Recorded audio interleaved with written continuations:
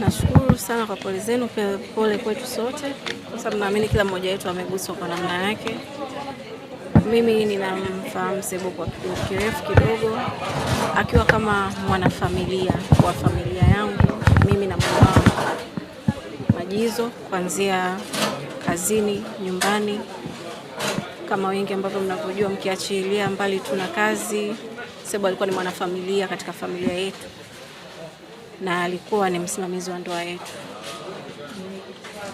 Na taarifa ilivyokufikia, jinsi ambavyo amesemekana kwamba alitoka ofisini akiwa imara kabisa, lakini ghafla ndio kitu kama ambacho tumekipata na sisi pia, labda ulikuwa unafahamu nini Lulu kuhusiana na hicho? Taarifa imenifikia kama ambavyo imetufikia wote, kama ulivyosema kwamba alikuwa tu katika shughuli zake za kila siku, baadaye akazidiwa, wamejaribu kuokoa maisha yake, lakini Mwenyezi Mungu akampenda zaidi. Sio taarifa njema. Kwanza sikuamini, it was shocking. Ni ngumu mpaka sasa hivi bado na process. Unaona tu tumekusanyika, natamani kama pengine itokee muujiza tuambiwe Sebo alizidiwa tu amerudi. Yes. Sebo kwako alikuwa ni mtu wa namna gani kwa jinsi ambavyo ulikuwa ukimfahamu? Kwangu alikuwa mlezi, mshauri na rafiki mzuri sana. Ni kitu gani ambacho utakiishi enzi za maisha yake, unahisi aliweka alama kwenye maisha yako pia? Unasema alikuwa ni mtu bora sana. Uchangamfu wake, alikuwa very welcoming. Sebo ukikaa naye ndani ya dakika 5 tu lazima ujihisi, usikie positive energy.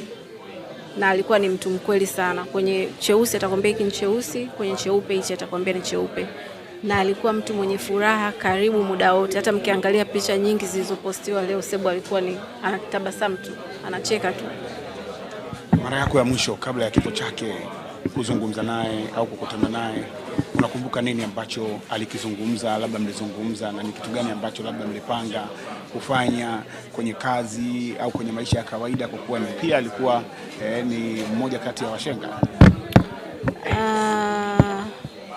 Sikumbuki exactly mara ya mwisho ni lini, lakini siwezi kukumbuka exactly mara ya mwisho ni lini, siwezi.